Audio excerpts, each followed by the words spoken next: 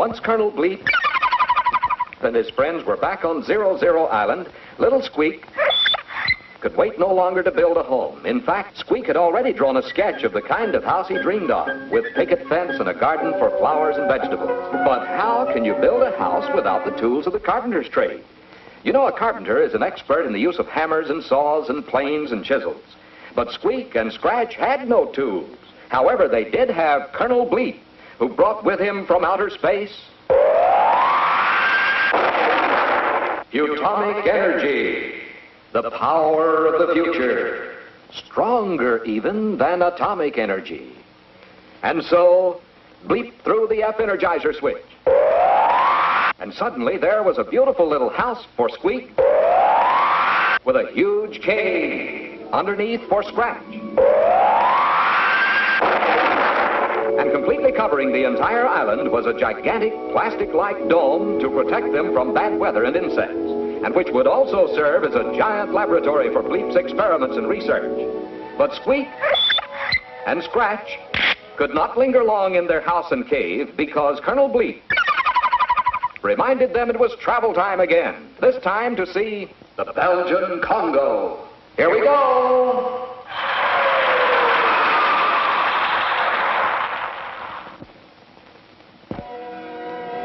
Looking down on the continent of Africa from high in the sky, Bleep, Squeak, and Scratch see that the Belgian Congo looks something like an ivy leaf. The stem touches the Atlantic Ocean on the west, and the central vein of the leaf is formed by the Congo River, which curves some 3,000 miles into the interior and is the only river in the world that crosses the equator twice. The capital city of Leopoldville is a modern, busy river port. Half of the Belgian Congo is covered by dense equatorial jungle, with a temperature in the 80s almost every day of the year. If Bleep and his friends were to crash in this land, they would find jungles that are almost useless to man. Few tropical fruits grow here, and in fact, until recently, the natives lived almost entirely on game they snared or shot with bow and arrow. Today, civilization is moving into the Congo, and the wild animals, antelope, zebra, rhinoceros, hippopotamus, and gorilla are slowly disappearing except in the game reserves, and the natives are being taught modern farming methods. The Belgian Congo was first opened to Europeans by Henry Morton Stanley, the American newspaper man. The same Mr. Stanley who said, "Dr. Livingston, I presume." To most people, the Belgian Congo would not be considered a very pleasant place to live, but it is an interesting place for Bleep, Squeak, and Scratch to visit.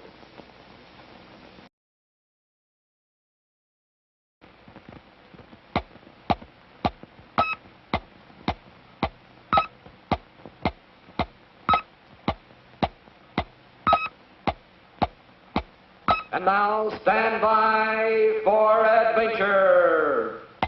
3, 2, 1. In the exciting story of Exposed.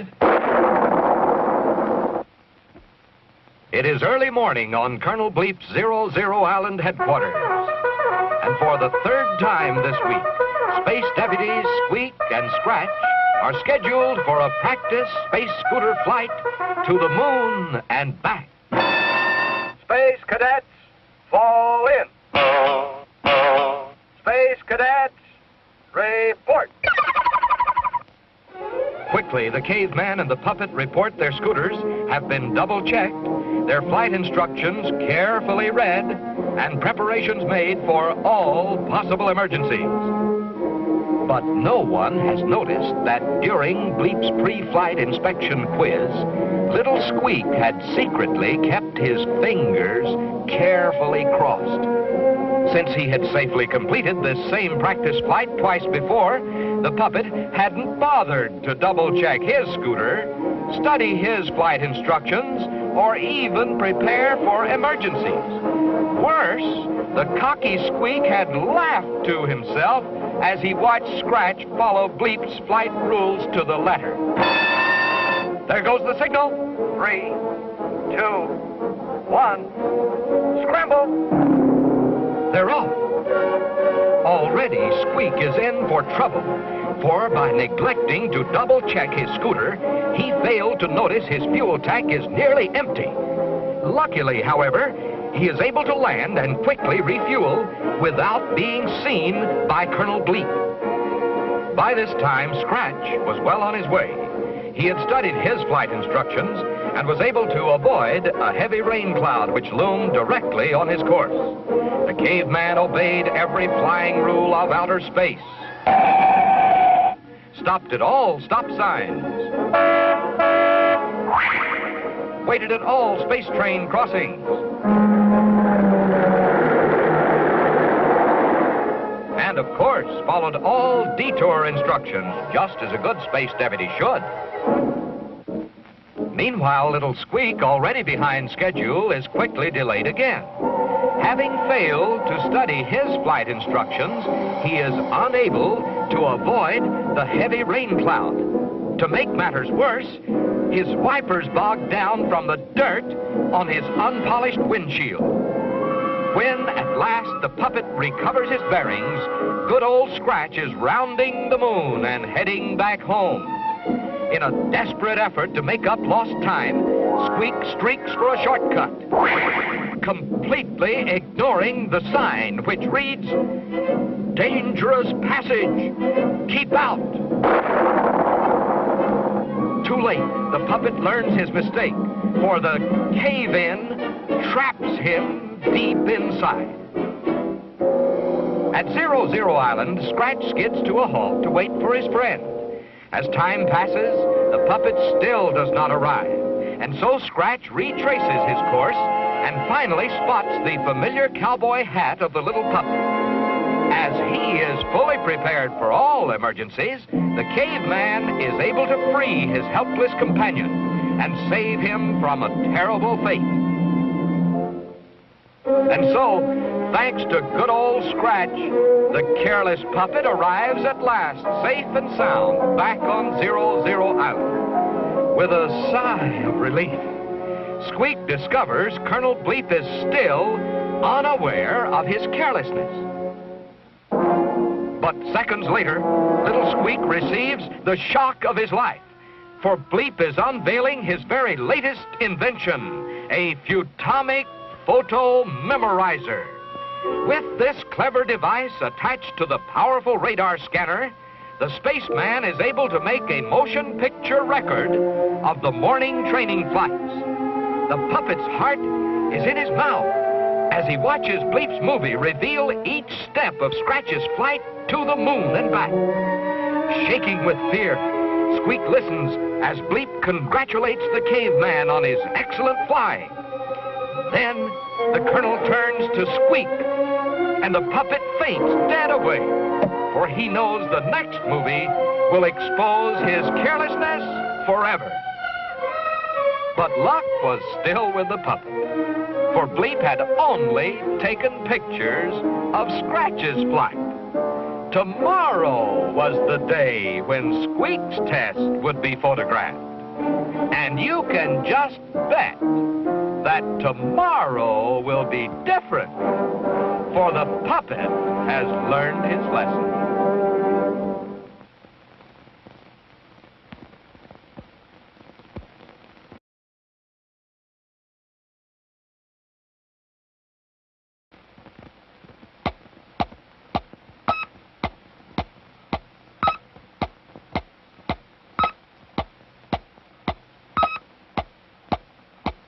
And now, stand by for adventure. 3, 2, 1. In the exciting story of Satellite of Death.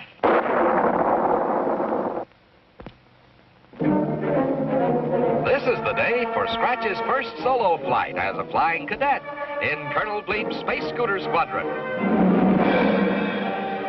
With a snappy salute, the caveman cadet leaps aboard his speedy craft. Then off he goes, heading straight to the north and into the wildest, most terrifying adventure of them all. Already Already the ground below is solidly covered with ice and snow. Around the North Pole, Scratch soars. Then, right on course, spans the desolate wastelands of outer Spagovia. Suddenly, Scratch is caught in a frigid snow cloud. The wings of his scooter bogged down with ice. Bail out, Scratch, before it's too late. Jump! Jump!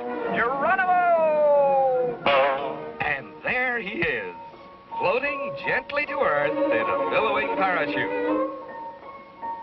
But unknown to the caveman, directly below stands a tumble-down Spagovian castle. Here, the last of the power-mad warlords prepare to test their latest invention, a satellite rocket. If the test is successful, they will have found the way at last to conquer the world from outer space. Listen. Hotsy doggy, the rocket is ready for testing. But cousin, who is going to volunteer? Well, who do you think? Get in? Oh, me? Nothing doing. What about you? You think I am crazy? You is going. No, you is going. Ah, he is going. Quick, cousin, stick him inside before he wakes up. If he comes back alive, we will soon rule the world. Fire when ready. Good grief! They've done it! There goes poor Scratch, trapped inside a speeding test satellite. Meanwhile, back on 00 Island, Little Squeak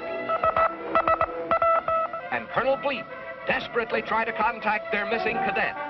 Then, through his powerful radar scope, the Colonel sights the speeding satellite, and the X-ray attachment shows the bewildered caveman trapped inside. Rapidly, the missile circles the Earth, but Bleep knows it is doomed to crash in only a matter of minutes. Closer and closer it sweeps until suddenly it is skimming the ocean in a headlong dash toward 00 Island itself. In a flash, Bleep streaks into action. With his powerful gyro blades, he whips up a windstorm of hurricane force, slowing the Sputnik to a gentle stop. The dazed Scratch is safe at last. Now, with the speed of light, the Colonel hurriedly gathers an armload of hornet nests. In an instant, the satellite is transformed into a powerful buzz bomb. With a mighty puff, the angry spaceman sends it spinning back to its launching base. In Spagovia, the gleeful villains happily catch their returning Sputnik. See, I told you, the test was a big success. By golly, you're right. But what's all this buzzing, cousin? Oh, what's the difference? Open it up.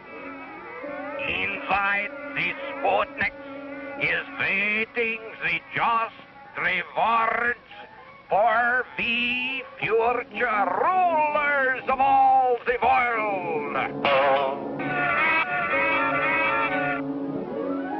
And that's the real story of how Bleep turned an apparent victory into a stinging defeat.